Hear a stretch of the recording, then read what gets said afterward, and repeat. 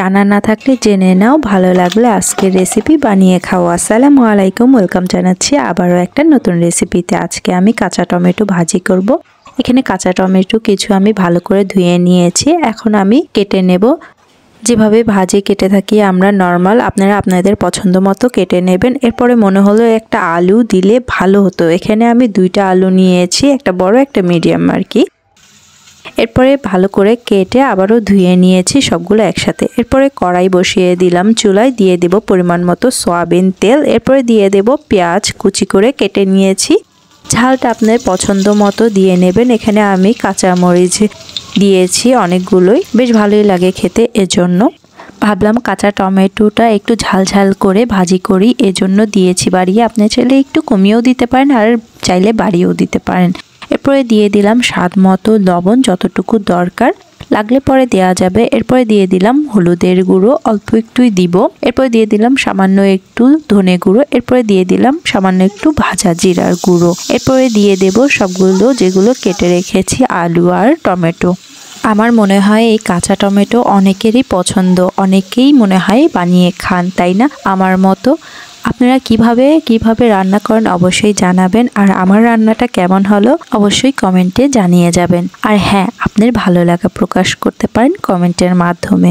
এরপরে কিছুক্ষণ নেড়ে ঢাকনা দিয়ে ঢেকে দিলাম 5 মিনিটের মতো। 5 মিনিট পরে ঢাকনাটা খুলে দেখি বেশ ভালোই হয়ে এসেছে, পুরোপুরি হয়নি, পুরোপুরি সিদ্ধ হতে আরও সময় লাগবে। নিচ দিয়ে একটু পানি বেরিয়ে গেছে, দেখতেই পাচ্ছেন অনেকটাই। আমি আলাদা করে কোনো রকম পানি দেইনি আর কোনো রকম পানি দেব না, না দিয়েই খুব সুন্দরভাবে সিদ্ধ করে নেব। চুলার আঁচটা মিডিয়াম রেখে আমি রান্না করে নিচ্ছি কিছুক্ষণ এভাবে ভেজে, তারপরে আবারও ঢাকনা দিয়ে ঢেকে দেব সিদ্ধ হওয়ার জন্য।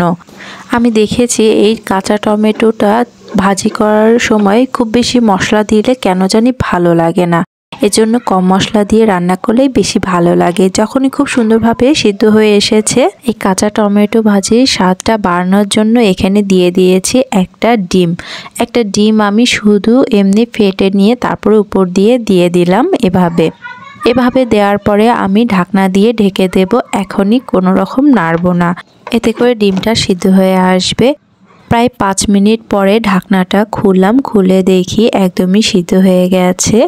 এখন আমি এখানে দিয়ে দেব আগে থেকে ধুয়ে রাখা ধনেপাতা কুচি। ধনেপাতা কুচিটা দিলে আরো বেশি মজা হবে, এজন্য কম বেশি সবাই জানি। আর শীতের সিজনে ধনেপাতাটা খেতে বেশি ভালো লাগে। মাশাআল্লাহ, খুব সুন্দর একটা ঘ্রাণ বেরিয়েছে।